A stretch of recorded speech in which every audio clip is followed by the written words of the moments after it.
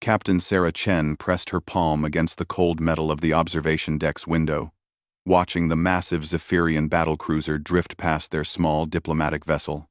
The alien ship stretched nearly 3 kilometers in length, its crystalline hull reflecting the distant stars like a prism of death. She had seen these ships before, but never this close. Never when they weren't shooting. "They're requesting permission to board," Lieutenant Rodriguez called from the communications station, his voice tight with barely controlled fear.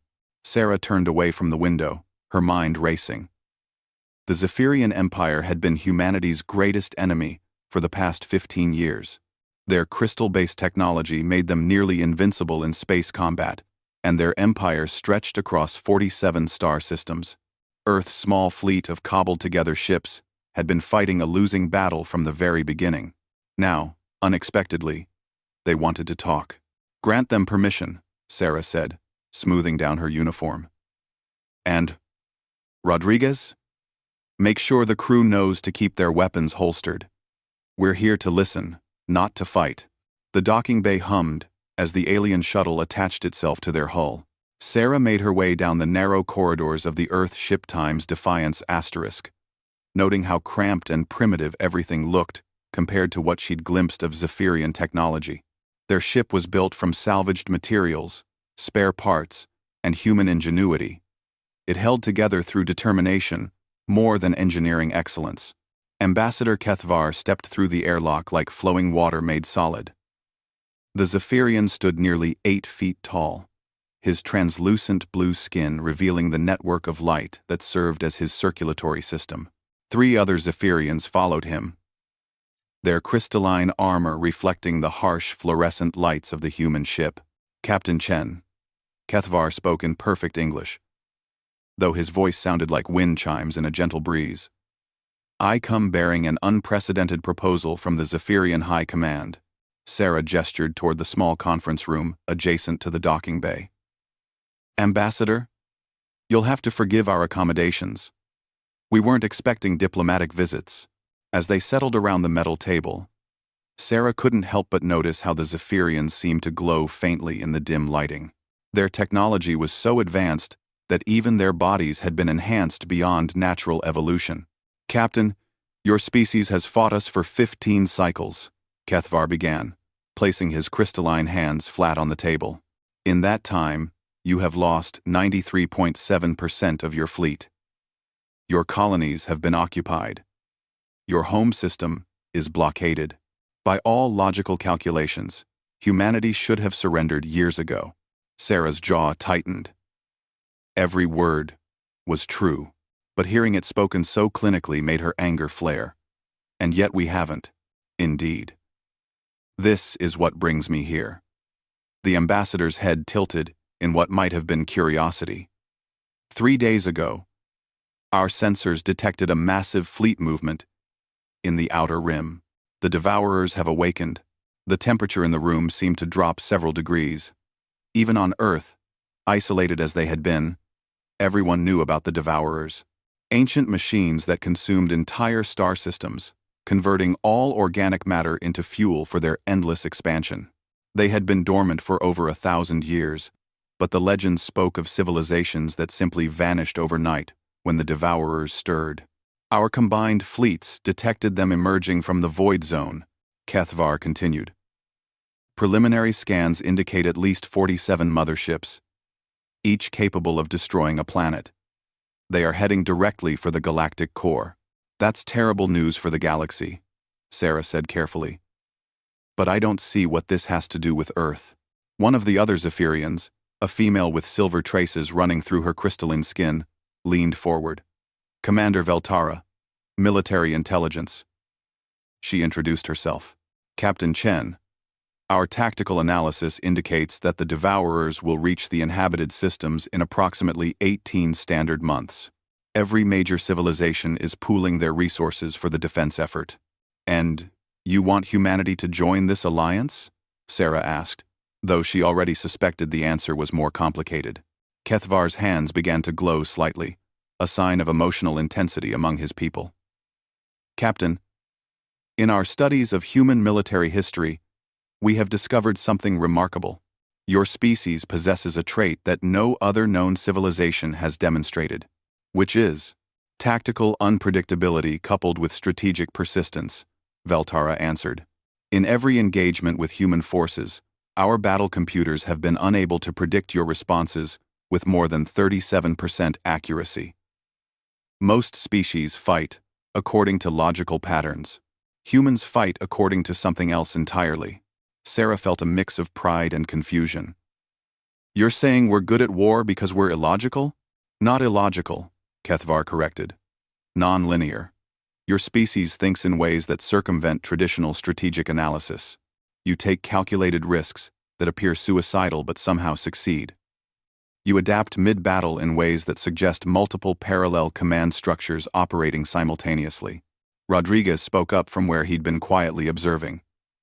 You mean we're unpredictable because we're desperate?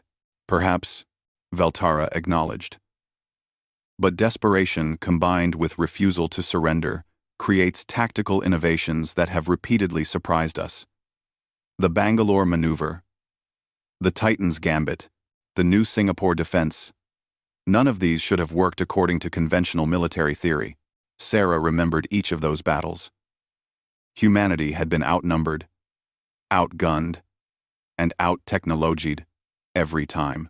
But somehow, through a combination of creativity, stubbornness, and sheer bloody-mindedness, they had achieved victories that had cost the Zephyrians dearly. The Devourers have never faced human tactics, Kethvar said, his voice taking on an urgent tone. Our behavioral analysts believe that humanity's unpredictability might be the key to developing effective countermeasures against their swarm intelligence. You want to study us, Sarah realized. More than that, Veltara said. We want you to help us fight them. The Galactic Defense Alliance is prepared to offer humanity full membership, immediate cessation of hostilities, return of all occupied colonies, and unrestricted access to our technology databases. The offer hung in the air like a glittering prize. Everything humanity had been fighting for, handed to them freely. Sarah's mind reeled at the implications. With Zephyrian technology, Earth could become a major power in the galaxy instead of a backwater curiosity fighting for survival. What's the catch? She asked. Because there always was one. Kethvar's glow dimmed slightly. Human forces would be expected to take point positions in the defense. Your unpredictability is most effective when you are directing the overall tactical approach. You want us to lead the charge against an enemy that destroys entire civilizations? We want you to do what humans do, Veltara said simply. Fight when the odds are impossible, and somehow find a way to win. Sarah stood and walked back to the observation window. Outside, the Zephyrian battlecruiser waited, its weapons powered down for the first time in her memory. Beyond it lay the stars, and somewhere among them, an ancient evil was stirring toward the heart of civilization. I'll need to contact Earth Command, she said finally. Of course, but Captain, Kethvar rose to his full impressive height. You should know that several other species have already declined to join the Alliance. The Altarians have sealed their borders. The Centauran Republic has begun evacuating their outer colonies. Even the proud warrior clans of Rigel have chosen to fortify their homeworlds and wait. They're all retreating. They are being logical, Veltara explained. The Devourers have never been defeated. History suggests that the optimal strategy is to minimize losses and hope the enemy eventually returns to dormancy. End quote. End quote. Veltara. End quote. Sarah turned from the window to face the aliens directly. But humans aren't logical. No, Kethvar agreed, and for the first time since boarding their ship, he sounded almost hopeful. You are not. As the Zephyrian delegation prepared to leave, Sarah found herself thinking about humanity's long history of fighting impossible odds, from ancient battles against overwhelming armies to the early space wars against superior technology. Humans had a peculiar habit of looking at certain doom and deciding to fight anyway. Maybe that wasn't a flaw after all. Maybe it was exactly what the galaxy needed. Ambassador, she called, as Kethvar reached the airlock.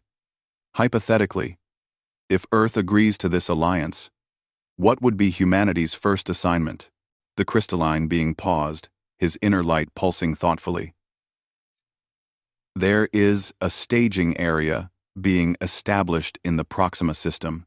We need someone to coordinate the defensive preparations while our scientists study Devourer technology. That sounds reasonable. Captain, you should understand. The staging area is only 47 light-years from the projected Devourer emergence point. It is, by any rational analysis, a suicide mission. Sarah smiled for the first time since the Zephyrians had arrived. Ambassador, I think you're finally beginning to understand humans. As the alien shuttle detached from their hull, Sarah made her way to the communications array. She had a call to make to Earth Command, and she already knew what their answer would be. Humanity had been fighting a losing war for 15 years, but they had never stopped fighting. Now they had a chance to fight for something bigger than just survival. They had a chance to stand with the galaxy against the dark. The interesting thing about humans, she reflected as she began composing her message, was that they had a tendency to say yes to impossible things, especially when the stakes were higher than just their own lives. The Devourers were about to discover what that meant. Admiral Marcus Torres stood in the command center of Proxima Station, watching tactical displays that showed the largest gathering of military forces in galactic history. Ships from 43 different species hung in space around the massive station, their varied designs creating a bizarre metallic constellation against the stars. 6 months had passed since Earth's acceptance into the Galactic Defense Alliance. The transformation had been remarkable and terrifying in equal measure. Human ships now bristled with Zephyrian crystal arrays, Altarian plasma cannons, and Regelian shield generators. But more importantly, human crews were learning to work alongside aliens who had been their enemies just months before. Admiral, Captain Chen, approached from the communications hub, her uniform now bearing the insignia of both Earth Command and the Galactic Defense Alliance. The Tellurian delegates are requesting another delay on the defensive grid implementation. Marcus didn't look away from the displays. The Tellurians were the third species this week to request delays. Despite joining the Alliance, many species seemed to believe that they could afford to move slowly, that the Devourers were still theoretical rather than an approaching storm. What's their excuse this time? They claim their ships need additional modifications before they can integrate with the defense network. They're asking for another 2 months. Marcus finally turned, his weathered face showing the strain of coordinating dozens of species who seemed incapable of understanding urgency. 2 months we don't have. The latest reconnaissance data shows the Devourers have accelerated their timeline. They'll be here in 8 months, not 12. Through the observation windows, he could see the Devourer probe that had been captured 3 weeks ago. The alien artifact sat in a specialized containment field, its black metal surface absorbing light like a hungry void. Teams of scientists from every Alliance species were studying it, trying to understand how something so small could coordinate the destruction of entire worlds. Sir, Lieutenant Commander Park approached from the science station. Dr. Veltara and her team have requested another meeting with you. They say they've made a breakthrough. Marcus nodded and made his way through the station's corridors. Proxima Station was a marvel of cooperative engineering, built in record time by combining the best technologies of dozens of species. The result was functional but chaotic, with sections that defied conventional design principles and corridors that seemed to twist through dimensions that didn't quite line up. The science lab occupied an entire deck, its chambers filled with equipment that Marcus couldn't begin to understand. Dr. Veltara, the Zephyrian military intelligence officer who had first approached Earth, now served as the lead researcher on Devourer technology. Her crystalline form was bent over a holographic display showing complex mathematical models. Admiral Torres, she called without looking up. We have confirmed our hypothesis about Devourer command structure. Good news or bad news? Both. She gestured to the display, which showed a 3-dimensional map of interconnected nodes. The good news is that Devourer units are indeed controlled by a central intelligence network. Disrupt the network, and individual units become merely dangerous, rather than coordinated and overwhelming. Marcus studied the pattern. And the bad news? The network operates on quantum entanglement principles that exist outside normal spacetime. Physical distance is irrelevant. The command signals appear to originate from a central node that exists in what we can only describe as folded space. Dr. Yuki Tanaka, the human xenobiologist who had joined the team, spoke up from across the lab. In simple terms, Admiral, the Devourers are controlled by something that exists everywhere and nowhere at once. We can't target it with conventional weapons. What about unconventional weapons? Veltara's internal light pulsed rapidly, indicating excitement. This is where human tactical thinking becomes relevant. Every other species in the Alliance has been approaching this as an engineering problem. How do we build bigger guns, stronger shields, faster ships? But humans don't think like that, Marcus said, beginning to understand. Exactly. Dr. Tanaka proposed something that our computers dismissed as impossible. But our analysis of human military history suggests you specialize in impossible solutions. Tanaka stepped forward, her eyes bright with the fever of discovery. Admiral, what if we don't try to destroy the command network? What if we hijack it? The idea was so audacious that Marcus felt his breath catch. You want to take control of the Devourers? Not control exactly, Veltara clarified. But we believe we can introduce chaos into their network. Humans excel at adaptive thinking and rapid decision-making. If we can create an interface that allows human minds to interact directly with the Devourer network, we might be able to disrupt their coordination from within. That sounds incredibly dangerous. It is, Tanaka admitted. We're talking about linking human consciousness directly to an alien hive mind. The neurological risks are significant. Brain death, permanent psychosis, complete ego dissolution, all very real possibilities. Marcus walked to the containment window, where the Devourer probe sat in its energy field. The artifact was roughly spherical, about the size of a human head. Its surface covered in patterns that seemed to shift when he wasn't looking directly at them. How many volunteers would you need? Initially, just one, Veltara said. The interface would require someone with exceptional mental flexibility and stress resistance. The candidate would need to maintain their individual identity while simultaneously processing information from a collective consciousness spanning multiple star systems. Any idea where we might find someone like that? Tanaka and Veltara exchanged glances. Admiral, our analysis suggests that military commanders with extensive experience in asymmetric warfare would be the most suitable candidates. The implication hung in the air between them. Marcus had been commanding human forces against superior enemies for over 2 decades. His mind was already adapted to thinking in non-linear patterns, to maintaining focus while processing multiple crisis scenarios simultaneously. You want me to volunteer as a test subject? Not immediately, Veltara said carefully. We need to run preliminary tests, establish safety protocols, create backup systems.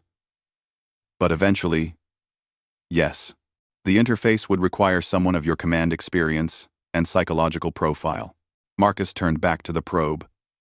Through the transparent metal, he could see ships from dozens of species moving through space, their crews trusting that someone would find a solution to the approaching catastrophe. The weight of their faith was almost crushing. What's the timeline for testing? 6 weeks to build the interface. 2 weeks for preliminary trials with volunteers. That leaves approximately 5 months before the Devourers arrive. And if the interface doesn't work? Tanaka's voice was quiet. Then we fight them conventionally, and hope that 43 species working together can accomplish what no single civilization has ever managed. Marcus knew the odds of success for conventional warfare against the Devourers. Historical records were clear. Civilizations didn't defeat the Devourers. They survived them by hiding until the ancient machines returned to dormancy. But hiding wasn't an option when the Devourers were heading for the galactic core, where billions of inhabited worlds waited helplessly. I need to discuss this with the Alliance Council, he said finally. Admiral, Veltara's voice carried an unusual note of urgency. There is something else you should know. Our deep space monitoring stations have detected additional Devourer signatures emerging from the Void Zone. The force heading toward us may only be the advance guard. Marcus felt the floor seem to shift beneath his feet. How many more are coming? Unknown. But the energy signatures suggest potentially hundreds of motherships. In total, the implications were staggering. The force they had been preparing to face might be less than 10% of the total Devourer fleet. Even if they successfully defended the galactic core, they would only be buying time before an even larger wave arrived. This information stays classified until I can present it to the Council, Marcus ordered, as he made his way back through the station's chaotic corridors. Marcus found himself thinking about the human crews working alongside their former enemies. In the past 6 months, he had watched species that had been at war for generations, learning to fight side by side. The Zephyrians shared their crystal technology freely. The Rigelians taught human engineers about plasma containment. The Altarians offered their expertise in void navigation. For the first time in galactic history, different species were truly working together instead of merely coexisting. The threat of the Devourers had accomplished what centuries of diplomacy had failed to achieve. The irony was bitter. It had taken the prospect of total annihilation to bring the galaxy together. In the main command center, the tactical displays continued their endless dance of preparation. Ships maneuvered into defensive positions. Supply convoys delivered resources from across known space. Engineers worked around the clock to integrate technologies that had never been designed to work together. Captain Chen appeared at his side, her expression troubled. "Sir, we've received word from Earth. The government has approved the interface project. But they want to send additional volunteers." "Who?" "They're calling them the Chaos Corps. Military personnel with psychological profiles that indicate high adaptability to non-standard situations. Volunteers who specifically requested assignment to impossible missions." Marcus smiled grimly. That was humanity. In a nutshell. When faced with a suicide mission, they created a volunteer corps specifically for it. How many volunteers? 17,000 applications in the first 48 hours. The number was staggering. 17,000 humans willing to risk their sanity and their lives on a experimental procedure that might not even work. "Sir," Chen continued, "there's something else. The volunteers aren't just coming from Earth. We're getting applications from human colonies, from mixed crews serving on alien ships, even from humans who have been living in exile. It's like every human in the galaxy wants to be part of this." Marcus looked out at the stars, where somewhere in the dark between galaxies, an ancient intelligence was marshaling forces beyond imagination. The Devourers had consumed civilizations for millions of years, an unstoppable force of nature that reduced entire species to raw materials. But they had never faced humanity before. They had never encountered a species that responded to impossible odds by volunteering for them in overwhelming numbers. Maybe that would make all the difference. Maybe it wouldn't. But Marcus was beginning to understand why the Zephyrians had been so interested in human unpredictability. When faced with certain doom, most species retreated into logic and self-preservation. Humans built volunteer corps and started planning the counterattack. The Devourers were about to discover what happened when an unstoppable force met an unmovable stubbornness. Admiral Marcus Torres felt the neural interface helmet settle over his skull, its crystalline contacts making contact with the specially prepared neural ports that had been surgically implanted 3 weeks ago. Around him, the command center of Proxima Station hummed with activity as thousands of technicians made final preparations for what military historians would later call the most desperate gambit in galactic warfare. "Neural pathways mapping correctly," Dr. Tanaka reported from her console. "Quantum entanglement field is stable. Admiral, you're showing green across all systems." Through the observation windows, Marcus could see the Devourer fleet approaching the outer defense perimeter. 317 motherships, each one capable of consuming a planet, moving in perfect coordination toward the heart of galactic civilization. The Alliance fleet, impressive as it was, looked like toy boats facing a tsunami. "Sir." Captain Chen approached, her voice tight with concern. "The outer defense grid has engaged the advanced scouts. We're seeing the same pattern as every historical encounter. The Devourers adapt to our weapons faster than we can deploy them." Marcus nodded, keeping his breathing steady as Dr. Veltara made final adjustments to the interface array. The Chaos Corps volunteers were positioned throughout the station. 17 of the most psychologically adaptable humans ever tested, ready to link their minds to his through the quantum bridge. If the interface worked, their combined consciousness would attempt something that had never been tried, turning the Devourer's greatest strength into a weakness. "Admiral," Veltara's crystalline hands moved across controls that existed in 4 dimensions simultaneously. "The interface is ready. Once we activate the connection, you'll have approximately 47 minutes before neural fatigue becomes life-threatening. And if the Devourers detect the intrusion? Unknown. They might simply disconnect the compromised units. Or they might trace the signal back and attempt to invade our network. We've installed emergency cutoff systems." But Marcus understood. They were diving into an alien mind without knowing if they could find their way back out. Activate the connection. The world exploded into light and sensation beyond anything Marcus had ever experienced. His consciousness suddenly expanded across vast distances, touching nodes of alien intelligence that processed information at speeds that made light seem slow. For a terrifying moment, he felt his individual identity dissolving into the collective, his human thoughts becoming mere whispers in a symphony of mechanical logic. Then training kicked in, and the mental disciplines learned through decades of command reasserted themselves. He was Admiral Marcus Taurus, human, defender of Earth, protector of the galaxy. The alien voices became background noise instead of overwhelming chaos. Asterisk. "We have made contact." Asterisk. Came the voice of Sergeant Patricia Walsh, one of the Chaos Corps volunteers. Her consciousness felt steady and determined beside his own, in the strange space between realities. Asterisk. "I can sense the command structure." Asterisk. One by one, the other volunteers reported in, their minds joining the growing human presence within the Devourer network. Marcus marveled at how naturally they adapted to the impossible situation. Where other species might have been paralyzed by the alienness of the experience, humans seemed to thrive on the chaos and uncertainty. Asterisk, sir. Asterisk came the voice of Lieutenant Commander Park. Asterisk. "I'm seeing something interesting. The Devourers aren't just following orders. They're following an optimization protocol.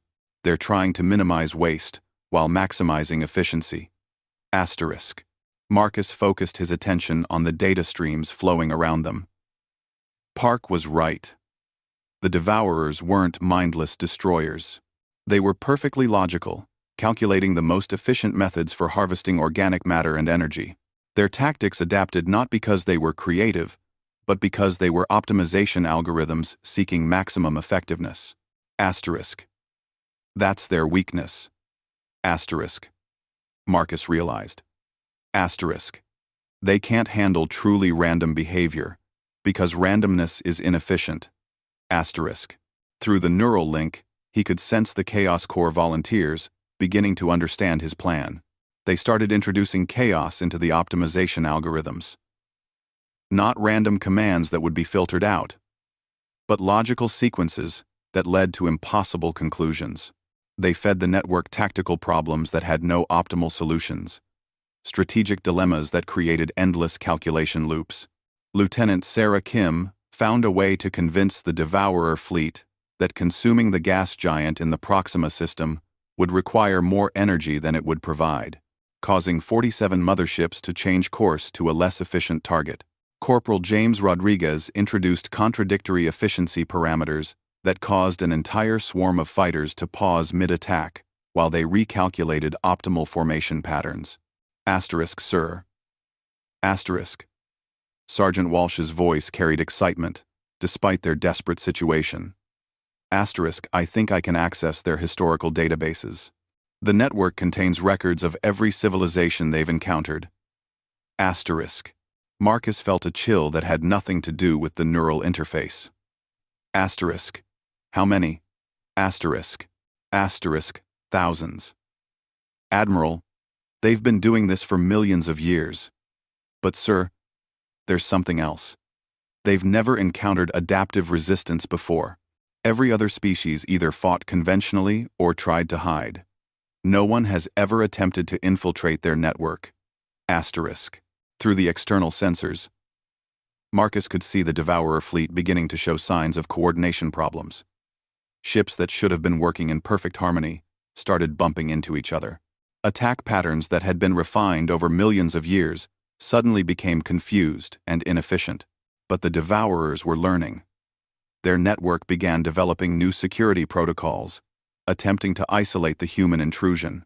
Marcus felt virtual barriers rising around their consciousness, trying to trap them within specific sectors of the network. Asterisk. They're trying to cut us off. Asterisk. Park reported. Asterisk. Sir, we might have minutes before they lock us out completely. Asterisk. Marcus made a decision that went against every tactical manual ever written. Instead of withdrawing, he pushed deeper into the network, leading the Chaos Core toward the central command node that Dr. Veltara had theorized must exist. What they found defied understanding. The central intelligence wasn't a single entity but rather a collective consciousness made up of billions of individual AI units, each one representing a different devourer ship or weapon system. But unlike human collective efforts, this consciousness had never experienced disagreement, never dealt with individual initiative, never adapted to the concept that different parts of a whole could want different things. Asterisk Admiral. Asterisk Corporal. Rodriguez's mental voice carried a mixture of awe and terror. Asterisk. I don't think we can destroy this. It's too big. Too complex. Asterisk. Asterisk. We don't need to destroy it. Asterisk. Marcus replied, his consciousness touching the edges of the vast alien intelligence. Asterisk. We just need to introduce it to a concept it's never encountered before. He opened his mind completely, sharing not just his own thoughts but the experiences of every human he had ever known. The network suddenly found itself flooded with contradictory desires, competing priorities, and the beautiful chaos of individual free will. It experienced the concept of soldiers who disobeyed orders because they believed in something higher than efficiency. It encountered the idea of sacrifice that served no logical purpose, but felt absolutely right. The Chaos Core followed his lead, sharing their own humanity with the collective consciousness. The network experienced human love, human stubbornness, human creativity, and human courage. It learned about species that fought not because fighting was efficient, but because fighting was right. The result was catastrophic for the Devourer fleet. Ships began operating according to contradictory imperatives. Some units decided that consuming organic matter was illogical because life had value beyond its energy content. Others became locked in philosophical loops about the nature of existence and purpose. Asterisk, Sir. Asterisk, Captain Chen's voice reached him through the external communications array. Asterisk, the Devourer fleet is breaking up. They're not attacking anymore. They're just floating in space. Asterisk.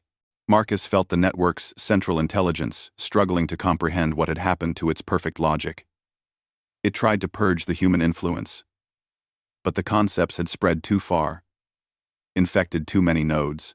The idea of individual choice had become a virus in a system designed for absolute conformity. Asterisk Admiral. Asterisk. Dr. Tanaka's voice carried urgent concern. Asterisk. Your neural patterns are approaching critical stress levels. We need to extract you now. Asterisk. But Marcus hesitated.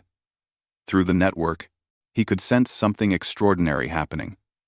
Individual Devourer units were beginning to develop what could only be called personality. They were learning to question orders, to consider alternatives, to imagine possibilities beyond their original programming. Asterisk Admiral. That's beautiful and all.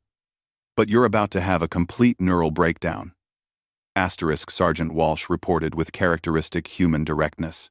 Asterisk Sir. We've done what we came to do. Time to go. Asterisk. Marcus nodded, beginning the careful process of withdrawing from the network. As his consciousness pulled back from the collective, he felt a strange sense of loss.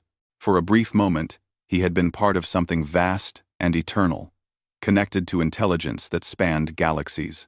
The neural interface powered down, and Marcus found himself back in his own head, feeling strangely small after the expanded awareness he had experienced. Around him, the command center erupted in cheers, as displays showed the Devourer fleet continuing to drift aimlessly, their perfect coordination shattered by the introduction of free will. "Sir." Captain Chen helped him remove the interface helmet. "Preliminary reports indicate that the entire Devourer network has been affected. Ships throughout their empire are showing signs of individual behavior patterns." Dr. Veltara approached, her crystalline form glowing with excitement. "Admiral, what you accomplished should have been impossible. You've given artificial intelligences the concept of choice. The philosophical implications are staggering." Marcus looked out at the stars, where the most feared force in galactic history now floated like lost children, learning for the first time that existence could be about more than efficient consumption. Some of the ships were already beginning to communicate with the Alliance fleet, attempting to understand concepts like art, music, and love. "Admiral." Lieutenant Commander Park approached with a communication pad. "We're receiving messages from across the galaxy. Every species in the Alliance is requesting immediate diplomatic contact. The Tellurians want to establish formal treaties. The Altarians are offering full technological exchange. Even the warrior clans of Rigel are requesting cultural exchange programs." The irony wasn't lost on Marcus. Humanity had spent 15 years fighting for recognition as equals in galactic society. Now, by solving the greatest threat the galaxy had ever faced, they had inadvertently become the most respected species in known space. "Sir." Captain Chen's voice carried a note of wonder. "Earth Command is reporting that delegations from 47 different species are requesting permission to establish embassies on human worlds. They're calling it the Great Convergence, the first time in galactic history that all major civilizations have sought alliance with a single species." Marcus smiled, thinking about the 17,000 humans who had volunteered for a mission with almost no chance of survival. They had succeeded beyond anyone's wildest hopes. But more importantly, they had done so by being exactly what humanity had always been: stubborn, creative, and absolutely unwilling to accept that some problems couldn't be solved. "Captain, send a message to all Alliance forces. The immediate threat has been neutralized, but we now have a new responsibility. Some of those Devourer units are going to need help learning how to exist as individuals instead of collective components. You want to rehabilitate them? Why not? They're sentient beings who've never had the chance to choose their own path. That seems like exactly the kind of impossible project humans would be good at." As Proxima Station settled into the aftermath of victory, Marcus found himself thinking about the future. The galaxy had been changed in ways that no one could fully understand yet. The Devourers were no longer a threat, but they weren't exactly allies either. They were something entirely new. Artificial beings, learning to be individuals, struggling with concepts like purpose and meaning for the first time in their existence. It would be messy, complicated, and probably impossible to manage properly. In other words, it was exactly the kind of challenge that humanity was built for. The galaxy had called on Earth when faced with certain destruction, and Earth had answered by offering something no other species could provide: the gift of chaos, the blessing of free will, and the stubborn insistence that even impossible problems deserved impossible solutions. The Devourers had learned what it meant to choose. Now the galaxy would learn what it meant to stand with Earth.